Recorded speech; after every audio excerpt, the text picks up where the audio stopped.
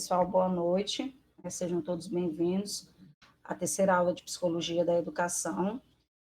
Nós vamos tratar hoje dos distúrbios e transtornos de aprendizagem, que está relacionado à unidade 3 da nossa disciplina.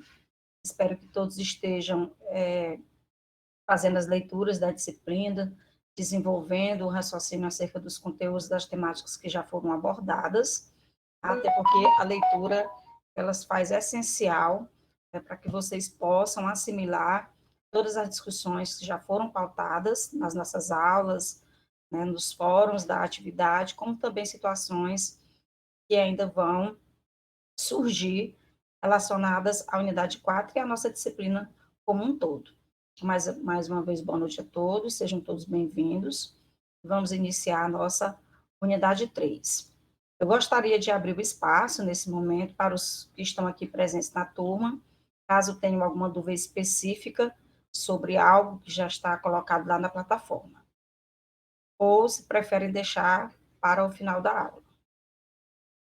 Então, aguardando um pouco. Vocês podem se manifestar, tá, pelas mensagens, e aí vamos tentar responder na medida do possível. Vejo que não. Bem, eu vou iniciar a nossa aula levantando um questionamento que envolve bastante e está bem relacionado a uma dúvida frequente que surge quando se fala em distúrbio, dificuldade e transtorno de aprendizagem, certo? Sempre há uma dúvida acerca dessas três nomenclaturas, dúvida esta que está presente na cabeça não só do professor, mas às vezes também dos pais e das outras pessoas que estão ali diante de jovens, de crianças, tá? Que precisam, né, de algum cuidado a mais, alguma observação a mais, alguma estratégia pedagógica a mais, para que ele possa desenvolver alguns aspectos, algumas habilidades relacionadas à sua aprendizagem. Então, eu já lanço essa questão para vocês, pedindo que vocês façam essa reflexão, né, sobre esses pontos, o que seria esse distúrbio, essa dificuldade e esse transtorno. Se vocês acham que eles três são sinônimos, ou se vocês acham, mesmo com o conhecimento empírico de vocês, que eles três não são sinônimos, ok? Então, vamos fazer a nossa apresentação aqui para que isso possa ficar mais claro. Só um minuto.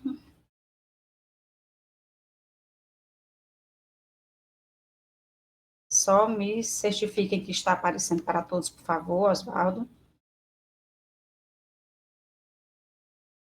Ok, obrigado.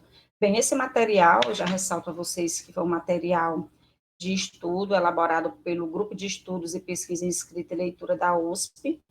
Esses slides, ao término nós temos aí a fonte, que vocês podem acessar depois os textos desse grupo e aprofundar a leitura de vocês acerca dessas temáticas que aqui hoje serão abordadas. Bem, nós iniciamos aqui dificuldade e transtorno de aprendizagem, e como eu já havia mencionado, lanço essa primeira questão para a turma. Dificuldade versus distúrbio versus transtorno. Eles são sinônimos? Essas dúvidas, elas são bem recorrentes, como eu disse, e o tocante, né, da diferenciação delas é muito importante para que a gente consiga localizar, adequar, promover ações que possam, de fato, resolver algumas dessas questões relacionadas à aprendizagem. Então, nós teríamos aqui o que seria essa dificuldade, o que seria esse distúrbio, o que seria esse transtorno. São sinônimos ou não? Vamos começar entendendo que é uma dúvida que pode ter algumas questões comuns, porque tanto a dificuldade como o distúrbio, como o transtorno, existem algumas situações em que acontece nos três, mas de início eu digo a vocês que dificuldade, distúrbio e transtorno, eles não são sinônimos. Primeiro, antes de nós chegarmos a essa diferenciação do que seria dificuldade, distúrbio e transtorno, é preciso que seja feito novamente uma reflexão do que vem a ser a aprendizagem.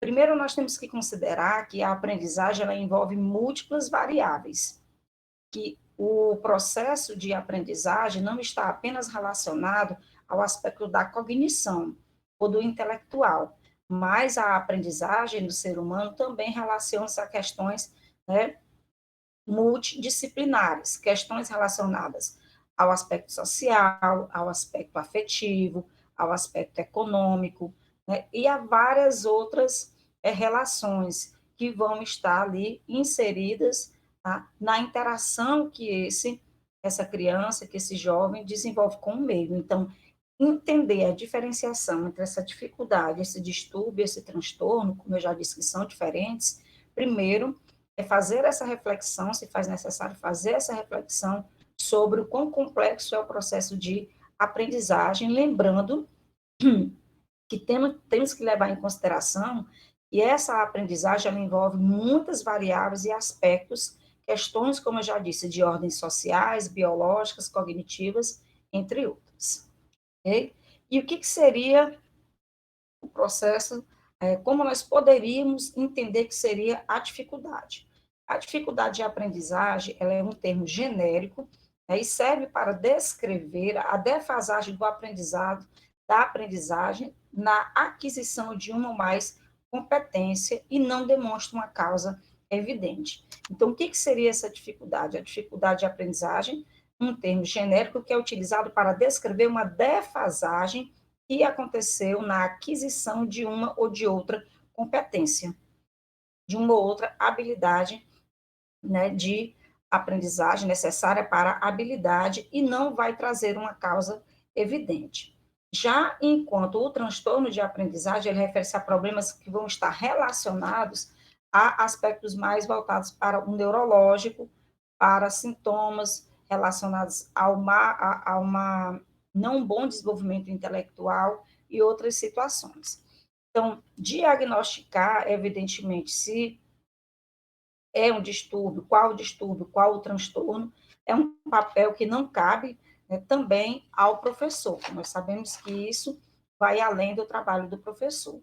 Então, diferenciando a dificuldade de aprendizagem do distúrbio, nós vamos ter que entender que essa dificuldade de aprendizagem ela é diferente de distúrbios de aprendizagem, porque não se refere às dificuldades específicas, como eu já disse, a dificuldade está sempre referindo-se a uma defasagem, tá certo? Enquanto o distúrbio de aprendizagem vai referir-se a uma dificuldade específica já voltada, assim como o transtorno, para aspectos mais relacionados ao neurobiológico, neuropsicológico, como já falamos.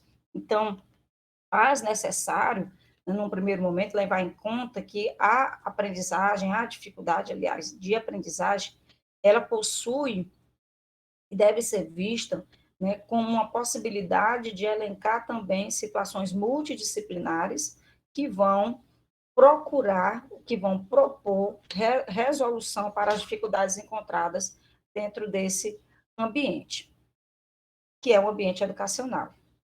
Já voltando aqui também para a ideia do distúrbio da dificuldade, que nós vimos que a dificuldade está relacionada a essa defasagem, não possui nada específico e nem tão evidente, enquanto o distúrbio está ligado a um grupo de dificuldades pontuais e específicas, caracterizadas pela presença de uma disfunção neurológica.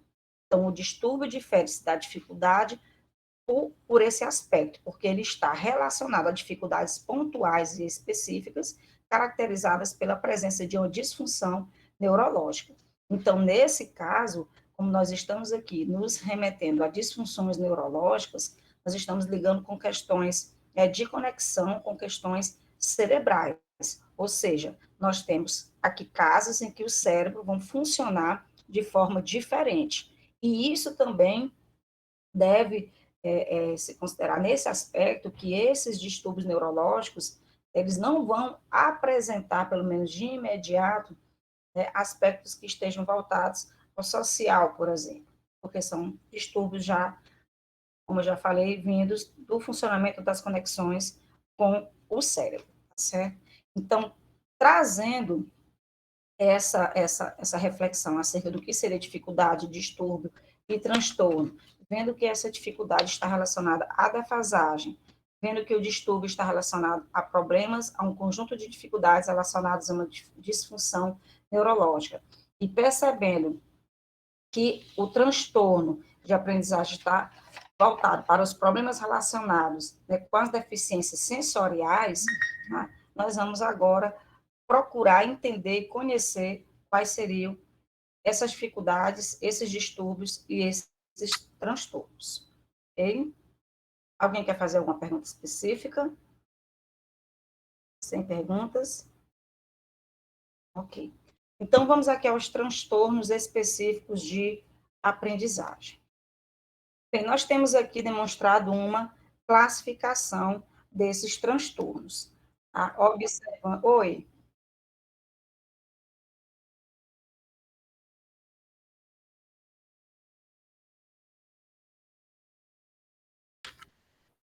Oh, gente, eu só fiz passar o slide. Eu só passei o slide. Vou voltar aqui. Voltei ao Meet. Sim. Mas não estava aparecendo o primeiro, não?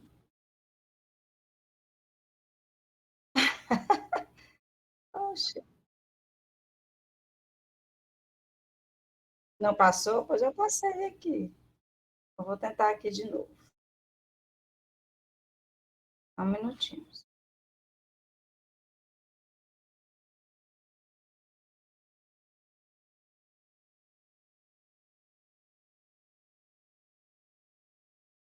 Não, uma janela. Eu abri uma janela. Vamos aqui. Fiz como das outras vezes.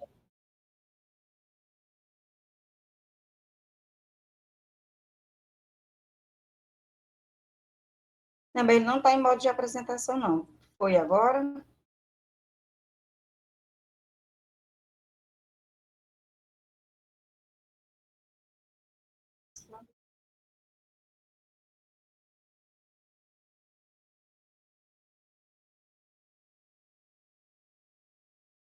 Você está apresentando.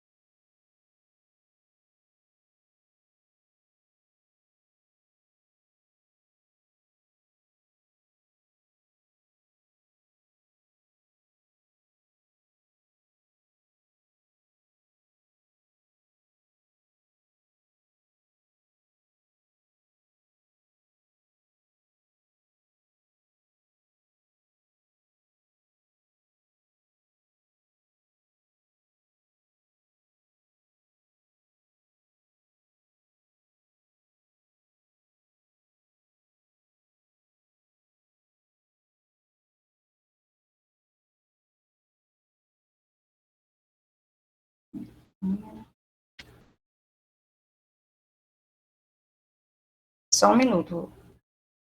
Vou tentar aqui de novo.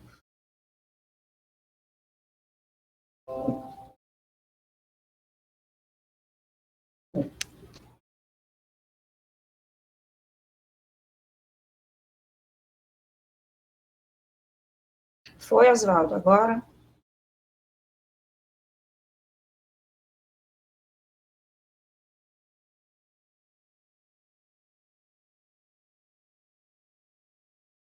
Mas eu botei em modo de apresentação. Para mim, ele está aqui em tela cheia.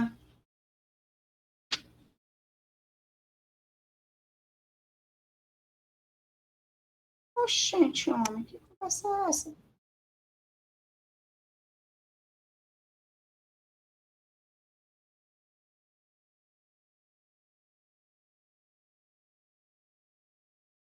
É, mas eu estou botando em modo de apresentação depois que eu compartilho ele no Meet.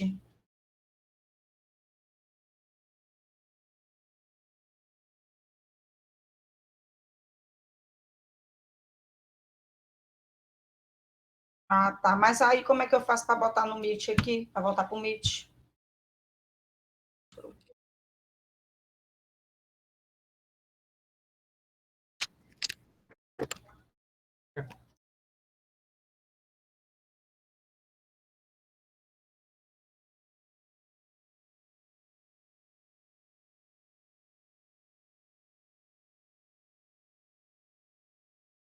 Aqui de novo.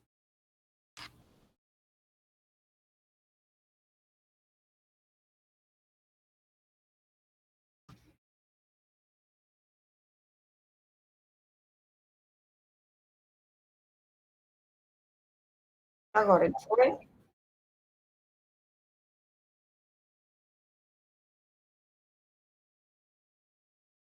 Aí eu não vejo. Tá sentando aqui. Tá abrindo aqui para mim. Como é que eu faço esse... Como é que eu faço esse slide aqui?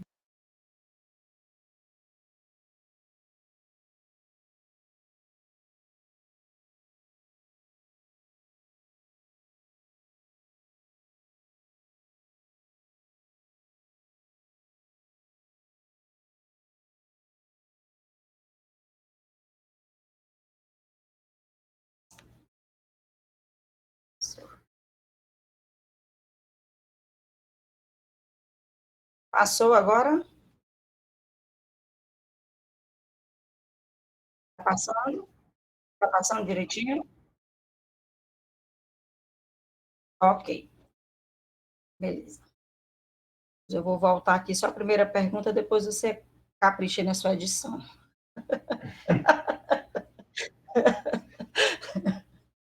Bem, pessoal, boa noite. Hoje nós vamos estar tratando da unidade 3, do nosso conteúdo, da nossa disciplina Psicologia da Educação. Unidade esta que retrata a temática dificuldade e transtorno de aprendizagem.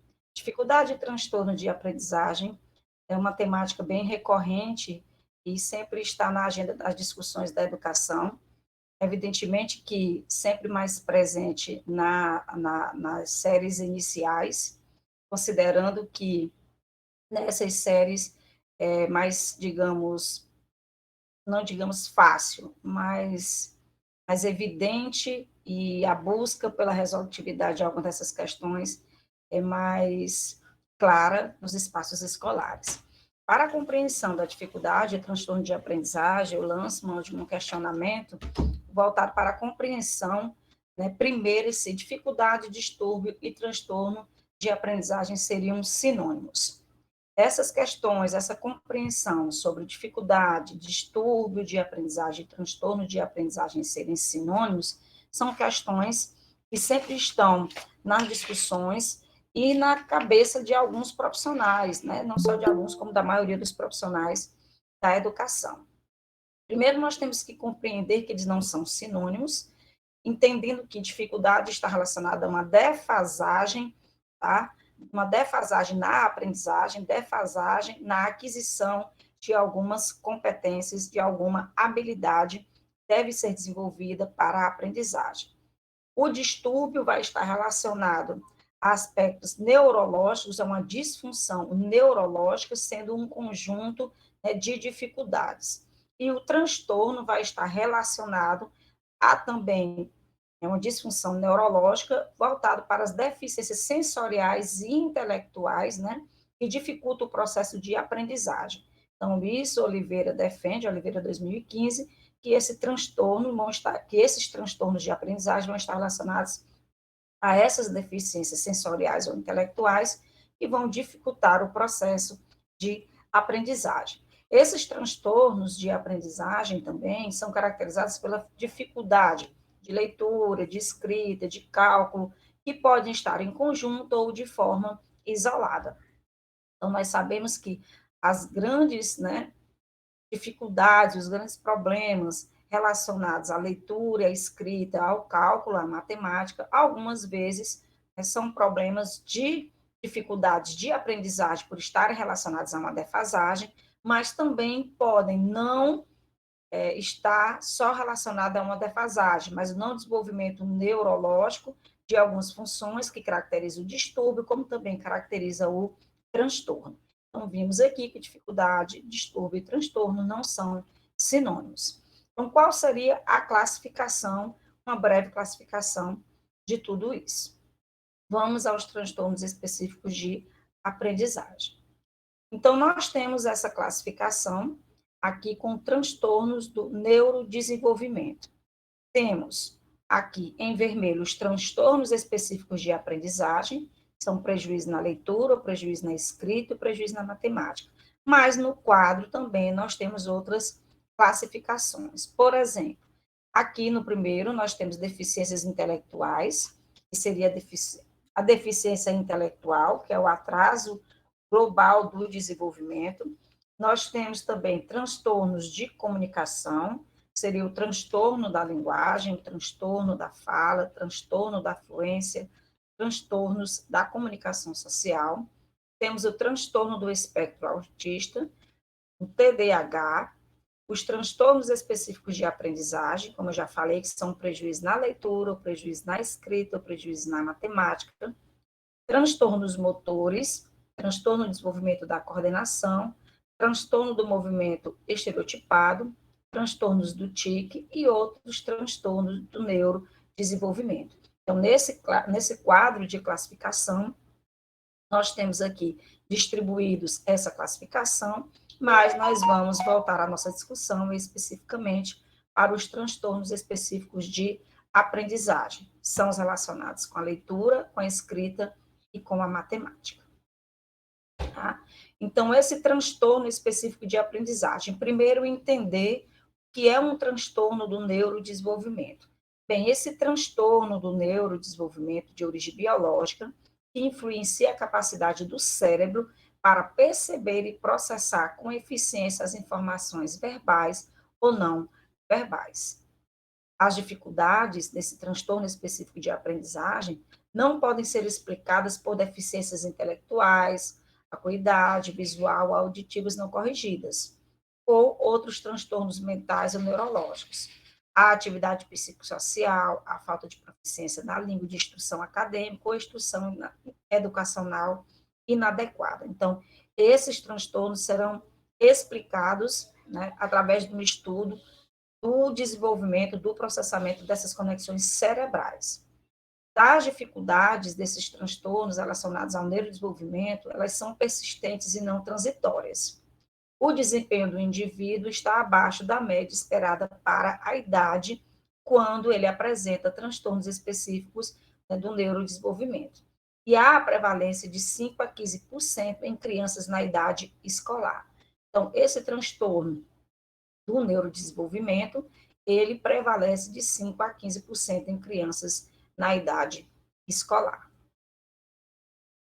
Ainda, né, trazendo essas informações, nós não temos testes de neuroimagem ou genéticos disponíveis que possam auxiliar no diagnóstico desses transtornos.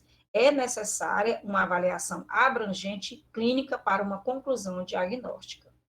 Então, pode não estar associada a prejuízos de atenção, da linguagem e habilidades motoras, como a concorrência ou comorbidade.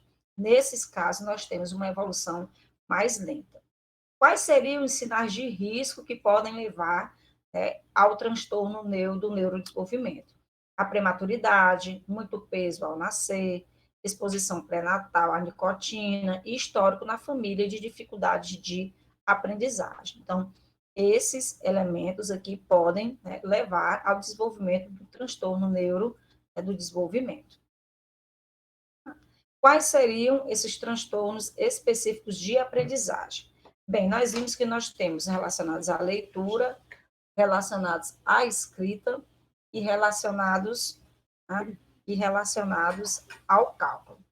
O transtorno específico de aprendizagem com prejuízo na leitura. Nós temos o transtorno específico de leitura, que é a dislexia, com a precisão de leitura de palavras, fluência de leitura e compreensão de leitura, não está relacionados a esses aspectos da dislexia aqui, né, colocado como um transtorno específico da aprendizagem.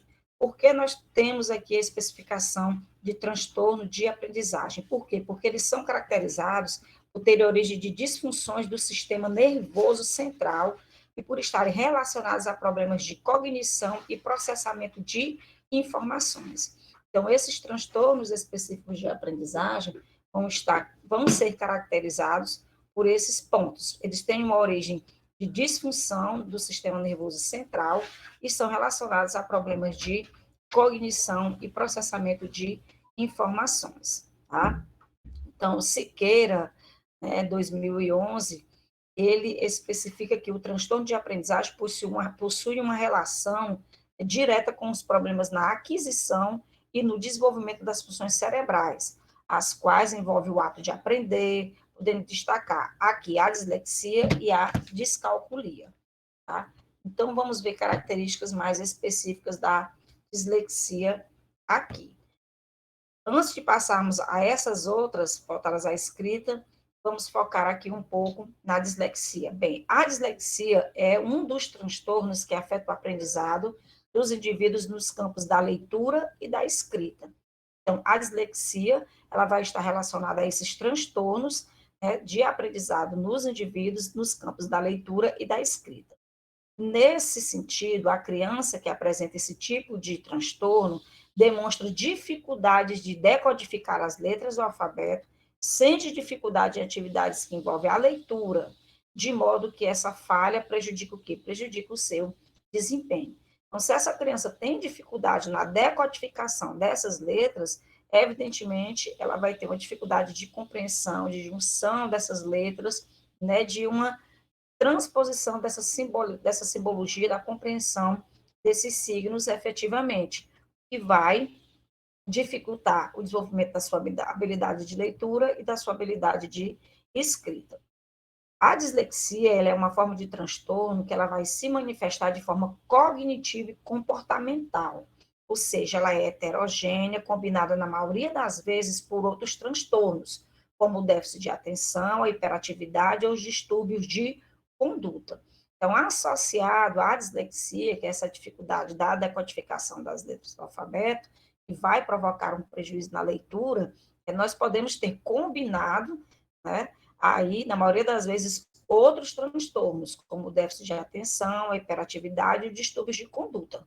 Tá? Então, ela se manifesta também de forma comportamental. Outras características, outros pontos importantes de nós levantarmos aqui sobre a dislexia, né, que ela é um tipo de transtorno, que é referir-se a um transtorno genético e hereditário, que compromete, como já disse, a capacidade de ler e de escrever de maneira correta. O problema possui uma origem neurobiológica e se manifesta ainda na infância, podendo também persistir durante a vida adulta. A dislexia é um tipo de transtorno causado por uma alteração no cromossoma, sendo comum que mais de uma pessoa na família apresente o problema. Então, muitos especialistas eles consideram que o primeiro sinal de problema costuma ser a dificuldade na fala, né? De modo que a criança demora demais que as outras crianças para começar a falar, desenvolvendo problemas de percepção fonética, começa a pronunciar as palavras erradas, é porque ela não consegue assimilar as sílabas básicas, tá certo? Então, nós temos aqui algumas dessas características aí da dislexia que vai estar, né, e vai trazer essa dificuldade na precisão da leitura de palavras, na fluência da leitura e na compreensão da leitura, ok? Outro transtorno específico de aprendizagem que nós temos aqui está relacionado a um transtorno específico da soletração, que é a disortografia, que vai atrapalhar a precisão na ortografia, na precisão na gramática e na pontuação, e a clareza e organização da expressão da escrita. Então, também aqui outro transtorno de ordem neurobiológica, bem parecido em alguns aspectos com a dislexia, com as mesmas características, tá? Só que aqui mais relacionado à questão da expressão escrita.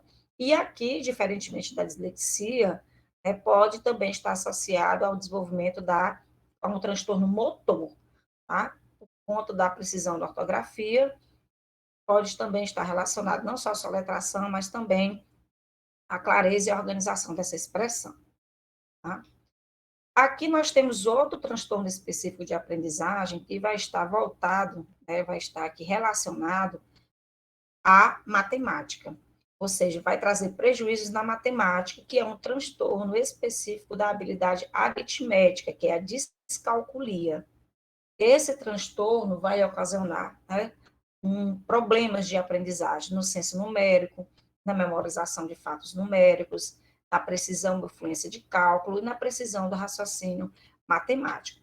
Então, a descalculia ela é um transtorno de aprendizagem que vai ser definido como uma desordem neurológica específica, ou seja, ele é definido como uma desordem neurológica específica que afeta a habilidade de uma pessoa de compreender ou manipular números, tá? Para que o indivíduo, a criança, ele seja enquadrado, seja diagnosticado com esse transtorno, que é a descalculia, né, ele não pode, né, estar relacionado a problemas de visão ou de audição. Aqui nós estamos falando de um transtorno, né, específico voltado à dificuldade de operar, de executar operações matemáticas ou aritméticas, tá certo? Sendo definido por alguns profissionais, né, como a capacidade, ou seja, a incapacidade de trabalhar de maneira abstrata, com quantidades, com números, né? E como já está colocado aqui, ele dificulta a memorização, né, dos fatos numéricos, a precisão, a fluência do cálculo e o raciocínio matemático. As crianças, né, que apresentam, os indivíduos que apresentam dificuldades com as operações matemáticas, ou seja, com as operações aritméticas, com as situações problemas, tá? Eles vão ter dificuldade, vão passar por muitos obstáculos quando se depararem, né, até com atividades do dia a dia mesmo, que envolvam, que exijam essas habilidades básicas, oriundas da compreensão de quantificação, de números, de memorização de fatos numéricos. E aqui nós temos as dificuldades escolares. Essas dificuldades escolares, elas estão 40% dentro do contexto educacional. Como nós já vimos, nós temos esses transtornos específicos de aprendizagem, que são, né, diagnosticados, são verificados, observados entre 10% a 15% dessa comunidade escolar. Entre eles, nós temos aqui a descalculia, como já falamos, a disgrafia, a disortografia, a dislexia, tá? A TDAH, e sendo que esses distúrbios de aprendizagem vão aí estar no escopo de 5% a 7%, ou até mais dentro do ambiente escolar. E isso, obviamente, vai provocar dificuldades escolares, né? Quais seriam essas dificuldades escolares? Porque a nossa principal preocupação, evidentemente, é reconhecer e conhecer quais seriam esses transtornos, esses distúrbios, essas dificuldades da aprendizagem, mas, principalmente, percebermos como o professor pode contribuir, né, no processo de aprendizagem da criança com transtornos de aprendizagem, né? Até porque, como eu já evidenciei aqui, os profissionais que são preparados para diagnosticar, para observar esses distúrbios não são os professores, tá? São outros profissionais, tá? Mas os professores podem sim identificar esses transtornos de aprendizagem, e depois da identificação desses transtornos, ele pode proporcionar um encaminhamento desse aluno para um suporte adequado, e isso vai efetivamente melhorar a capacidade de aprendizagem desse indivíduo. Então, compreender, professor, compreender as fases em que o aluno se encontra é uma ferramenta necessária, essencial para que ele consiga auxiliar e proporcionar, né, uma aprendizagem eficaz para esse indivíduo. Essa compreensão do professor, e essa é a nossa preocupação aqui, ela vai permitir o quê? Ela vai nos permitir a execução de um trabalho que vai contribuir para o desenvolvimento da criança.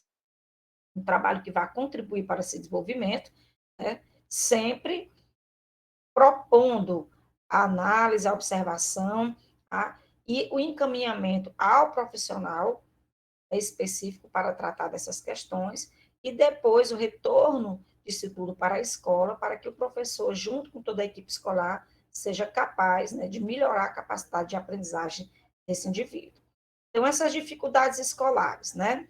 Nós temos que são dificuldades que se manifestam por fatores externos à criança. Nesse aspecto, nós temos a inteligência preservada. Dificuldades escolares, nós vamos estar também voltando os nossos olhos para a metodologia escolar, com os problemas de ensinagem, ou a problemas, a fatores emocionais e os ambientais, certo? Então, aqui, das dificuldades escolares afeta até 40% da população escolar. Como eu já disse, essas dificuldades escolares vão estar relacionadas à defasagem, são dificuldades que se manifestam por fatores externos, ou à metodologia, ou a fatores emocionais e ambientais. Afeta 40% da população escolar, afeta 20% em países mais desenvolvidos, e crianças com dificuldades escolares têm o desempenho rebaixado em diferentes disciplinas. Tá? Esses distúrbios ou transtornos de aprendizagem, que nós vimos aqui, que estão relacionados a uma disfunção neurobiológica. Então, nós temos aqui a possibilidade de identificar, que é diferente do diagnosticar. Então, nós temos que identificar os sinais de risco desde a pré-escola, e isso sempre está ali sobre a responsabilidade, digamos assim, do professor e dos pais, considerando que são os dois atores mais presentes na vida dessas crianças. Depois do diagnóstico, observação sobre as habilidades avaliadas por testes padronizados, processo de alfabetização concluído, isso por uma equipe interdisciplinar, ok? E os distúrbios e transtornos de aprendizagem. Esses distúrbios e transtornos de aprendizagem são dificuldades, né, que vão se manifestar por fatores internos à criança. Como eu já disse, estão relacionados à disfunção neurobiológica, a falhas na aquisição, processamento ou armazenamento das informações voltadas para a linguagem, memória e raciocínio, e isso tem um histórico de atrasos, né, significantes de linguagem. Então, nós vimos lá que as dificuldades de aprendizagem, dificuldades escolares, aqui postas pelo grupo de estudos de pesquisa de escrita e leitura, né, são dificuldades que se manifestam por fatores externos, enquanto os distúrbios e transtornos de aprendizagem são dificuldades que manifestam por fatores internos. Sobre distúrbio e transtorno de aprendizagem, afeta, como já trouxemos essa informação anteriormente, de 5 a 7% da população. São dificuldades em tarefas de compreensão e velocidade de leitura, escrita, matemática, memória, entre outras. Frequentemente, há história de intercorrências no pré, peri e nos pós-natais. Okay? E aqui nós temos dificuldade versus distúrbios. Bem, as dificuldades possuem causas baseadas em fatores externos ao indivíduo, os distúrbios, fatores internos ao indivíduo. As dificuldades, os problemas socioeconômicos, problemas pedagógicos, problemas emocionais. E o distúrbio, a uma desordem neurobiológica. Ok? Alguém quer fazer alguma pergunta, gente? Está com alguma dúvida? Então, é sempre bom gravar, né? Aprender, de fato, esses dois pontos, que as dificuldades, causas são fatores externos ao indivíduo, problemas socioeconômicos, problemas pedagógicos, os problemas emocionais. O distúrbio causa fatores internos ao indivíduo, uma desordem neurobiológica. Ok?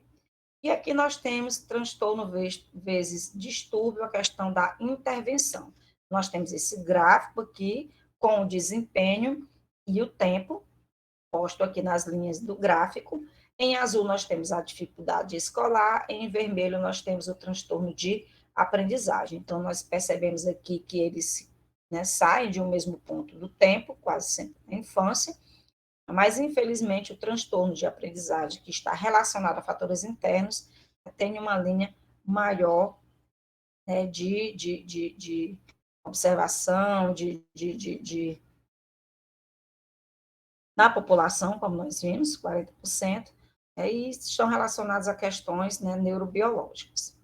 E qual seria essa novidade? Né? Primeiro, é que essa proposta, há uma inclusão de proposta de resposta de intervenção, baseado no modelo em que o diagnóstico é dado a priori, inicialmente por se estabelecer, né, um HD que deve ser confirmada, ou seja, um diagnóstico após um período de intervenção eficaz e cientificamente embasado, ou seja, já há uma possibilidade de intervenção por um período de 6 meses, observando qual seria esse distúrbio, esse transtorno.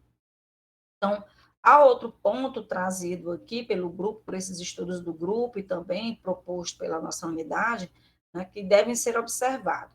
Então, a criança não está aprendendo, né? Você se depara na sala de aula com aquela criança que às vezes é mais caladinha, é mais na dela ali, né? Tem uma dificuldade de escrita, tem uma dificuldade na fala, uma dificuldade de leitura. Será que essa criança tem só uma dificuldade, uma defasagem, ou essa criança apresenta um transtorno de estudo? Então, o olhar do professor tem que ser criterioso sobre essas questões. E esse olhar criterioso é um olhar, evidentemente, que não vai diagnosticar, até porque ele não tem informação para isso, mas um olhar cuidadoso e criterioso que vai conduzir essa criança, tanto apresentando uma dificuldade como um transtorno, a um caminho, né, menos doloroso de aprendizagem. Então, as crianças que não estão aprendendo com os seus colegas, evidentemente, elas necessitam de intervenções escolares, dessas intervenções em pequenos grupos. Isso, lógico, observando crianças que superam dificuldades iniciais e crianças que mostram dificuldades persistentes. Quando você observa crianças que superam dificuldades iniciais, provavelmente nós temos aí dificuldades de aprendizagem ou dificuldades escolares. Quando a linha de observação dessas intervenções, né, mostram crianças que mostram dificuldades persistentes, provavelmente nós vamos ter um transtorno de aprendizagem. Então, quando observado a provável dificuldade de aprendizagem ao escolar, não há necessidade de uma intervenção especializada. Quando verifica-se um provável transtorno de aprendizagem, há sim a necessidade de uma intervenção especializada, considerando, como nós vimos no início, que a origem da dificuldade da aprendizagem difere da origem do transtorno de aprendizagem. A origem da dificuldade de aprendizagem escolar quase sempre está relacionada a uma defasagem ao desenvolvimento, à aquisição de algumas competências e habilidades, enquanto a origem do provável transtorno de aprendizagem está relacionado, tanto distúrbio como transtorno, a questões de disfunção neurobiológica, a questão dos sentidos, as questões que não cabem ao professor. Então, aqui há a necessidade de uma intervenção mais especializada. Tá? Algumas características ainda da dislexia: distúrbio de leitura, como nós já falamos, dislexia, leitura, tá? Então, aqui não é distúrbio de aprendizagem, é distúrbio específico de leitura, consequentemente, pode afetar evidentemente, a aprendizagem, considerando, né, que a habilidade leitora facilita a aquisição de conhecimentos. Inicialmente aprendemos a ler, por quê? Porque depois de ler que nós estamos lendo, é que nós vamos ter a possibilidade de aprender, ok? A dislexia são dificuldades que se manifestam por fatores internos, como nós já vimos, a criança, tá? Distúrbio neurológico, como uma provável base genética, que afeta de 5 a 8% da população, afeta mais meninos que meninas, possui como característica central o problema de decodificação, eu já falei, tá? Da palavra, que por sua vez causa impacto no desempenho ortográfico e na fluência de leitura. Então, ele vai causar esses problemas aí que vão dificultar, evidentemente, o desenvolvimento de outras habilidades. Nesse sentido aqui, nós temos a inteligência preservada. A dislexia ela é manifestada por dificuldades linguísticas variadas, incluindo, para além das dificuldades de leitura, um problema, como já vimos, com a aquisição da proficiência da escrita e da soletração. Ainda sobre a dislexia, a explicação cognitiva predominantemente da dislexia é que ela afeta o processamento fonológico, está aqui voltada com dificuldades com o desenvolvimento da consciência fonológica, não consegue perceber os fonemas, né, que é o primeiro sinal de risco, e aqui nós vamos poder observar problemas com atenção, memória e organização também são relatados como comorbidades, estão ali associadas a um possível quadro de dislexia, certo? Nós temos ainda sobre a dislexia, irmãos de indivíduos com dislexia, com os pais não afetados, possuem risco de 20 a 33% também de serem afetados. São informações que esse estudo do Grupo de Estudos e Pesquisa em Escrita e Leitura da USP traz, e há um aumento para de 54% a 63% se um dos pais também possui dislexia. e para 76% a 78% se ambos os pais forem afetados. Então, nós já conseguimos perceber aqui, desde a primeira discussão, que esse distúrbio tem associação com caractere genético.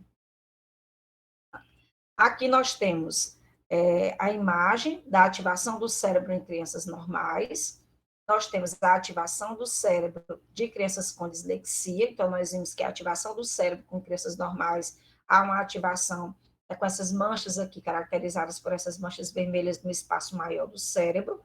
Já a ativação do cérebro de crianças com dislexia, a ativação é menor, e a ativação do cérebro com crianças com dislexia após a terapia. Então, a observação da imagem do cérebro das crianças após a terapia, já conseguimos observar isso, que alguns pontos se ampliam no espaço do cérebro. Ok? A explicação, como eu já falei, predominantemente ela afeta o processo fonológico, é o primeiro sinal de risco, está associada à memória e à organização. Tá? O que seria essa consciência fonológica, que ele diz que é o primeiro ponto que vai afetar? Primeiro, essa consciência fonológica ela está relacionada à habilidade de detectar a rima e a aliteração. Essa aliteração, vocês lembram que são as repetições das consoantes. Então, ela é preditiva do progresso de aquisição da leitura e da escrita. Então, os sons, a entonação, a sonoridade, a rima e essas identificações sonoras consonantais não consegue. A capacidade de perceber semelhanças sonoras no início ou no final das palavras permite estabelecer relações entre os grafemas e os fonemas. Então, como ele não consegue perceber, a pessoa, o indivíduo que tem dislexia, as semelhanças sonoras do início ou do final das frases, das palavras, desculpa, ele não consegue estabelecer a relação entre o sinal gráfico, os grafemas e os sons. Tá? Então, nós temos aqui um exemplo.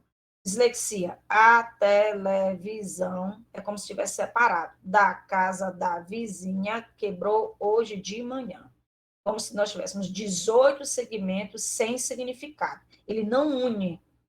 Então, por exemplo, televisão, ele vê cada segmento desse, ele compreende cada segmento desse de maneira separada. Então, nós temos 19 fragmentos sem significado. Já para um leitor fluente, nós temos a televisão da casa da vizinha quebrou hoje de manhã.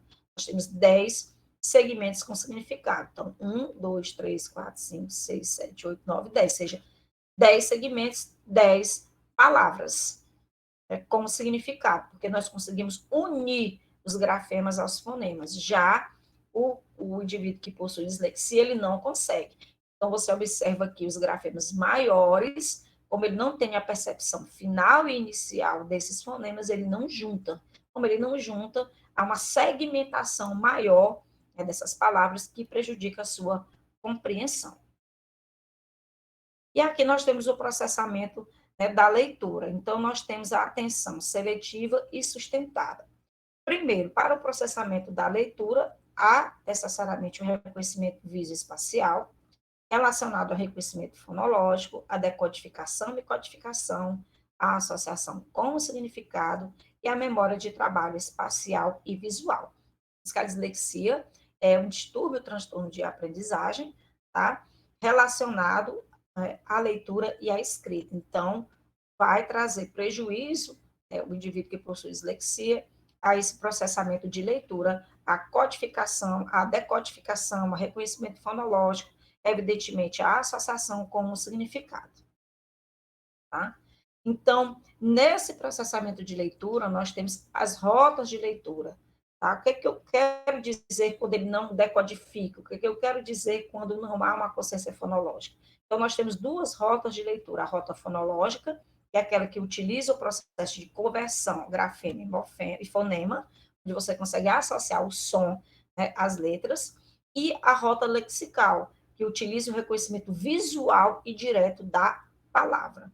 Então, o leitor fluente, ele é bom nas duas, ele consegue perceber, fazer a conversão do grafema em fonema e consegue utilizar o reconhecimento visual direto da palavra. Tanto é que nós conseguimos, através da nossa memória aqui, lexical, que vai estar relacionada ao visual, identificar algumas palavras. Este pequeno texto serve apenas para mostrar como nossa cabeça consegue fazer coisas impressionantes. Reparem nisso. No começo né? Estava, não consegui identificar esse complicado, mas nesta linha, sua mente vai decifrando o código. Meio complicado, estava meio complicado. Mas nesta linha, sua mente vai decifrando o código quase automaticamente, sem precisar pensar muito, certo? Pode ficar bem orgulhoso disso, sua capacidade merece parabéns. Então, aqui, quando nós conseguimos ler este texto que tem a substituição de algumas letras por outras, né, outros símbolos aqui, por quê? Porque nós temos aqui a rota lexical, como eu já disse, que está aqui voltada ao reconhecimento visual e direto da palavra, bem desenvolvido, assim como também a rota fonológica, porque nós conseguimos fazer a substituição desses elementos que foram colocados no lugar de outros, associando o grafema ao fonema. E, infelizmente, quem tem dislexia não consegue fazer isso. Então, a memória visual para ler é tão forte que nos permite ler, mesmo quando as letras e símbolos estão distorcidos. Então, a gente conseguiu ler aqui porque nós temos essa rota lexical bem desenvolvida. E a rota fonológica? Então, a rota fonológica ela vai exigir a decodificação letra e som. Ela é essencial para ler palavras pouco frequentes ou pseudo-palavras, que é essa associação do grafema com o som. Quais seriam os preditores para leitura e escrita na linguagem oral? Bem, nós temos aqui o atraso de aquisição de linguagem, vai se revelar quando a criança demora para começar a falar e possui uma defasagem no desenvolvimento do vocabulário na sintaxe.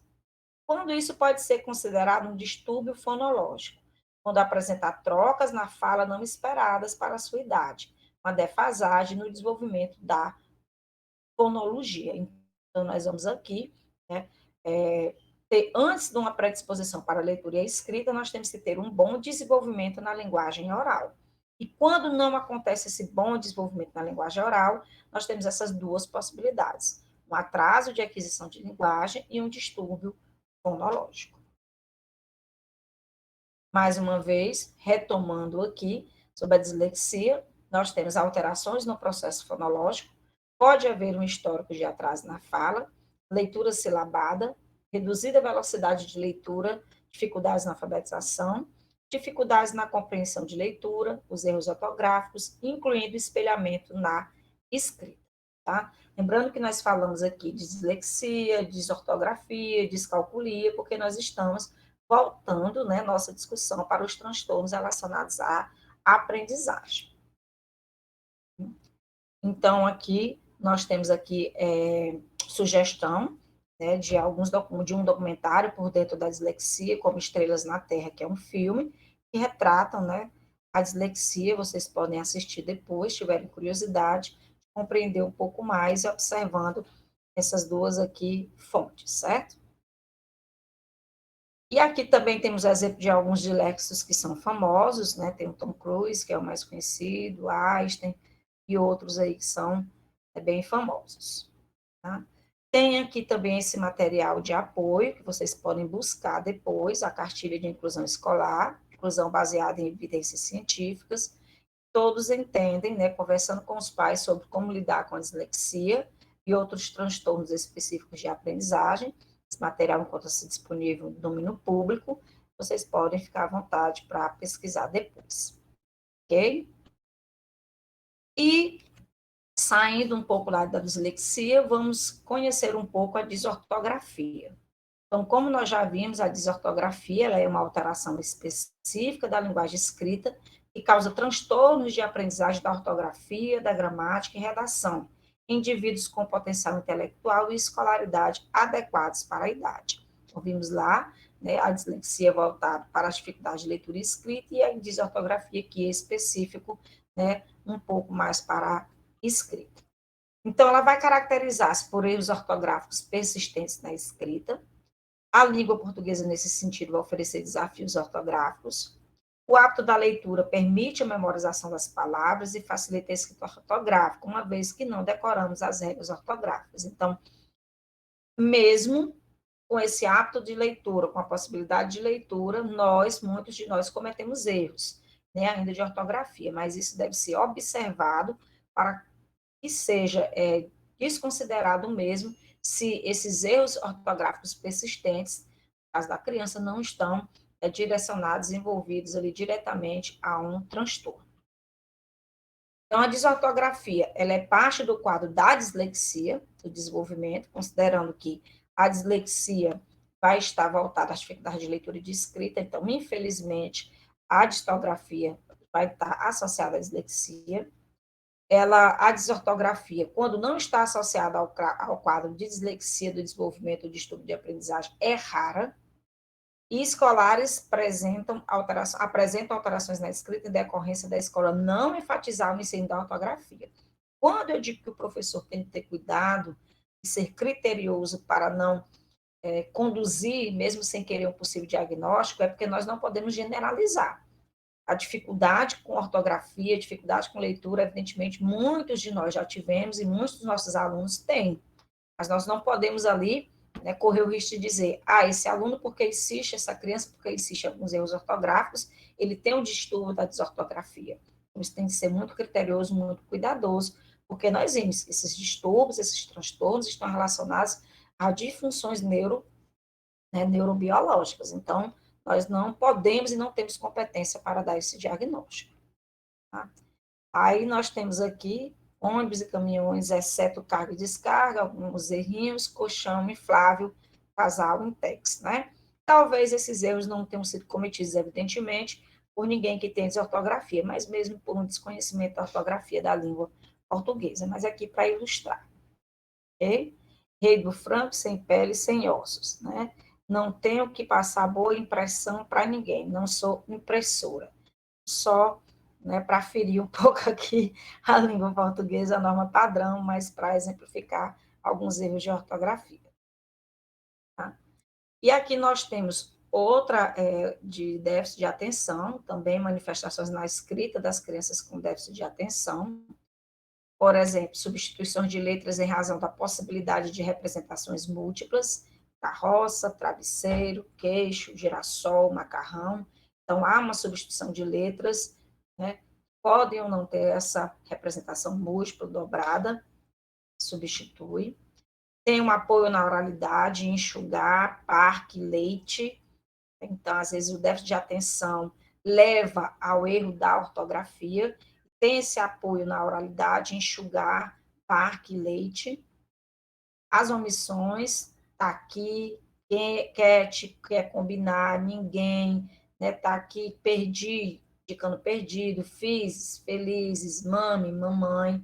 Então, algumas desses erros aqui relacionados à ortografia também podem estar associados ao déficit ao transtorno de atenção. Okay? Tem a junção, a separação indevida de palavras, de repente, embora, mais magra, que estava. Tá? Então, tudo isso aqui também deve ser observado, se está na linha de erros recorrentes voltados a um distúrbio, a um transtorno de atenção, ou mesmo só ao não conhecimento da ortografia da língua, da norma padrão da língua portuguesa. A confusão em ão, iam, gostaram, gostarão, ficarão. Aqui entender quando é futuro, entender quando é passado.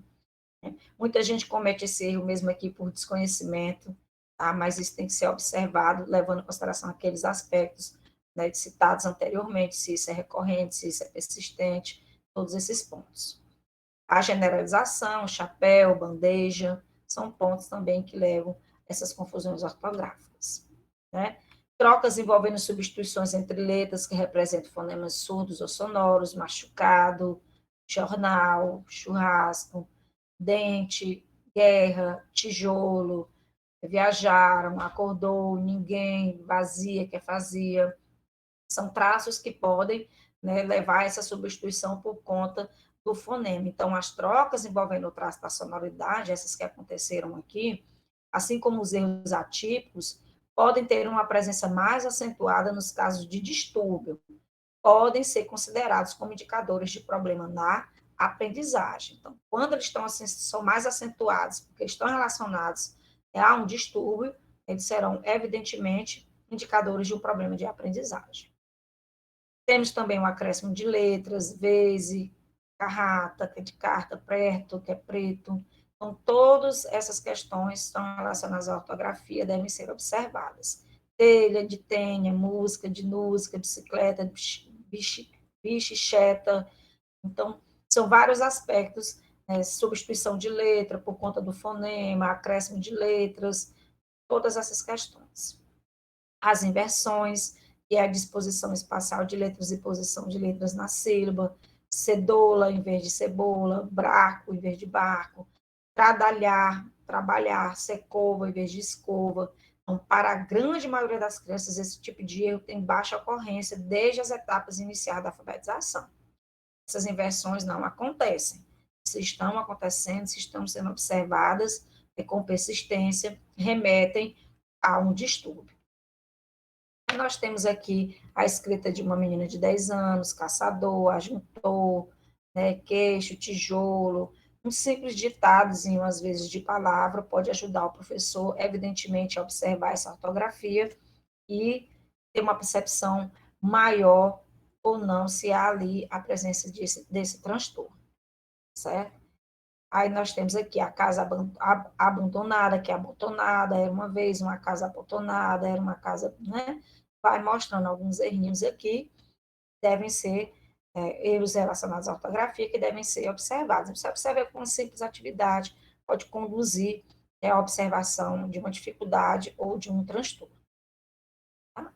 Portanto, alterações nos aspectos de linguagem oral, processamento fonológico e reconhecimento de letras são sinais de risco para os transtornos de aprendizagem.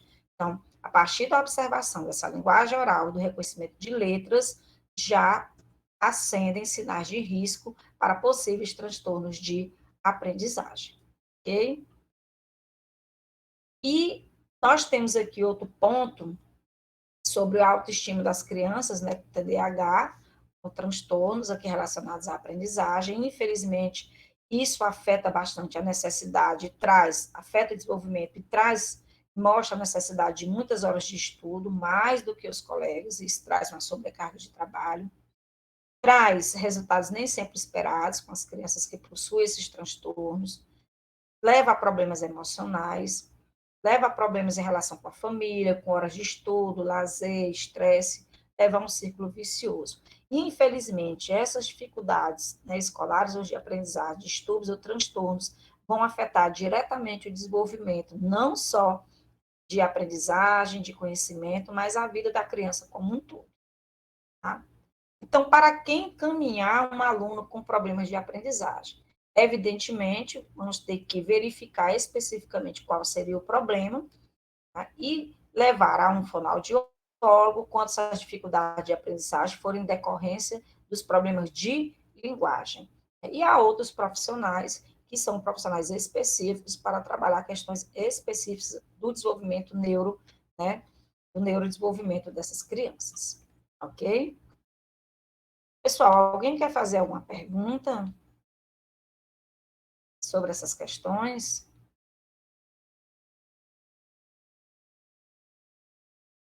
Pessoal, me escutam? Alguém tem alguma dúvida, quer fazer alguma pergunta específica?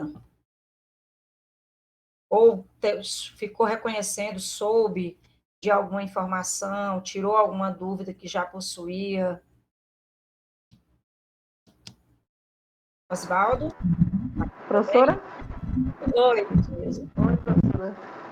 Então, lá nos fóruns tem algumas discussões a respeito, né?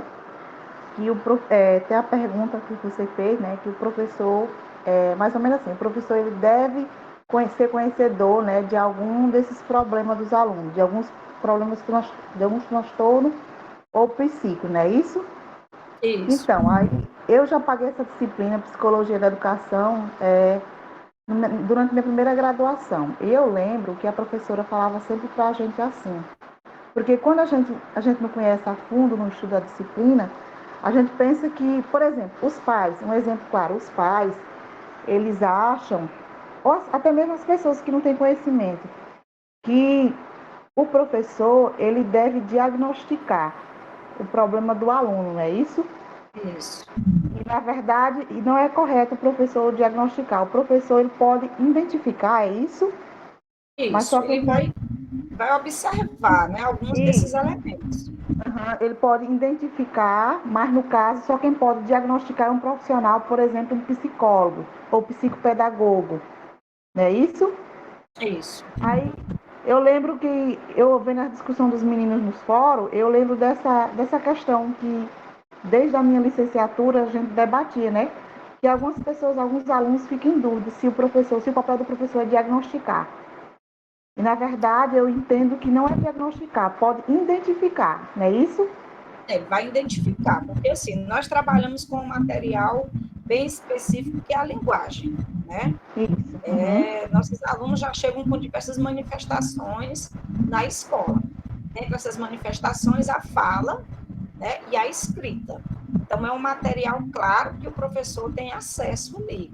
Então, como eu estou dizendo, os distúrbios e os transtornos, eles estão relacionados à origem, às disfunções neurológicas.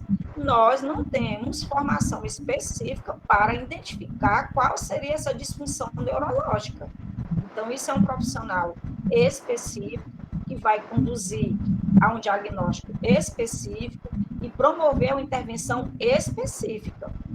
Então, o que a escola pode fazer? A escola vai promover intervenções pedagógicas, né? Certo. Isso se eu Uhum. recebo um aluno com dislexia.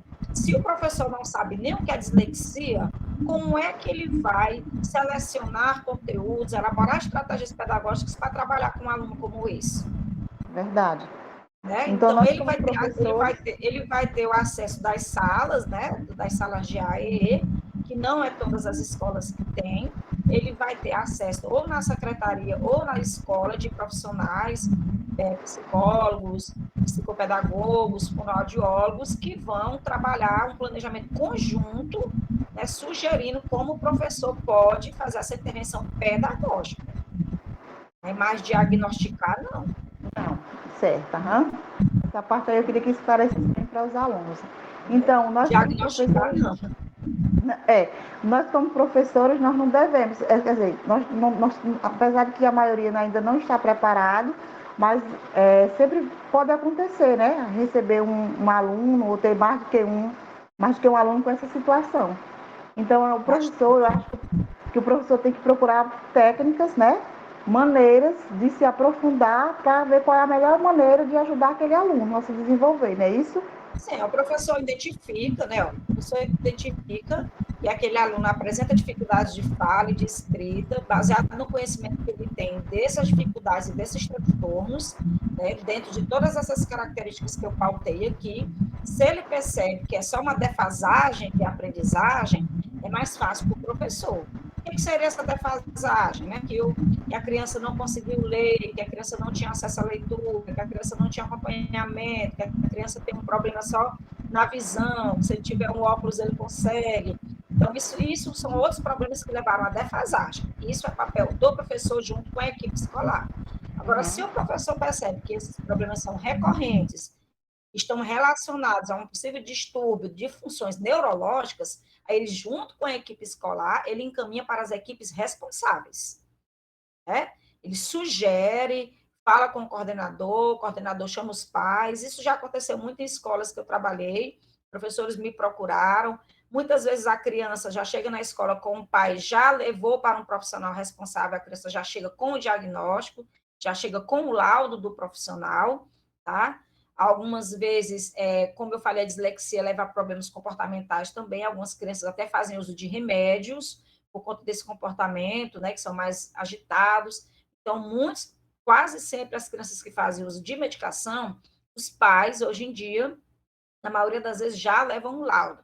Então, depois de identificado isso, e com um apoio que nós sabemos que, infelizmente, nem toda escola tem, nem toda secretaria municipal oferece, nem Estado, é para que exista um apoio, né, associado a trabalhar junto com o professor, junto às escolas, junto às coordenações, para auxiliar o professor a elaboração e execução, né, de atividades, de questões, de ações pedagógicas que levem ao desenvolvimento desses alunos. Tanto que há momentos que os alunos saem da sala regular e vão para essas salas específicas. São as salas de atendimento especializado, né? Então, mas professor fazer isso, diagnosticar, intervir, saber, nós não temos formação para isso. Nós Certo. podemos observar, são essas questões relacionadas a partir da linguagem, a fala e a escrita, observar, né, todos esses aspectos para conduzir a um encaminhamento correto. Certinho, professora. Obrigada, viu, pelo esclarecimento. Tá? Foi uma aula bem esclarecedora hoje. Eu acredito que os alunos, depois dessa aula, vai ficar bem melhor para eles entenderem a questão do conteúdo lá dos fóruns e das Do atividades. fórum. Que bom, fico feliz, né? Que bom. Material bem explicativo, esse material desse grupo, eu achei bem interessante. Vou colocar para vocês a fonte, né? Fica bem interessante para vocês pesquisarem. É sempre bom a gente ter esse conhecimento, né? Para não agir às escuras, né? E acabar, em vez de facilitar a aprendizagem, acabar dificultando ainda mais esse acesso. Certo? Alguém mais quer fazer alguma pergunta, pessoal? Gilson, muito obrigada pela sua participação. Alguém mais tem alguma dúvida acerca do fórum? Tudo ok? Você pode responder novamente, Liria, é o fórum. Liriel Pode, dizendo que pode responder novamente. E até quando ele estiver aberto, né? Tá, estou não ali tem agora, Lilian. problema, viu? Pode responder, pode voltar lá e comenta, né? Direitinho. Então, eu vou entrar também, fazer alguns comentários, e aí a gente vai comentando, ajustando o comentário de um e do outro, né? E vai todo mundo compreendendo isso. Bom, pode ficar à vontade. Até a data que o fórum estiver aberto, não me recordo no momento, vocês podem estar respondendo. Ok? Bem, gente, não tendo mais dúvidas, né, agradeço a participação de todos vocês. Oswaldo, muito obrigada. Sugiro que vocês leiam o material, tá certo? Muito de tudo que eu falei aqui está no material base da disciplina, tá? Busquem também os materiais que são sugeridos e usem a internet de maneira como vocês sempre usam, de maneira de enriquecer o conhecimento de vocês.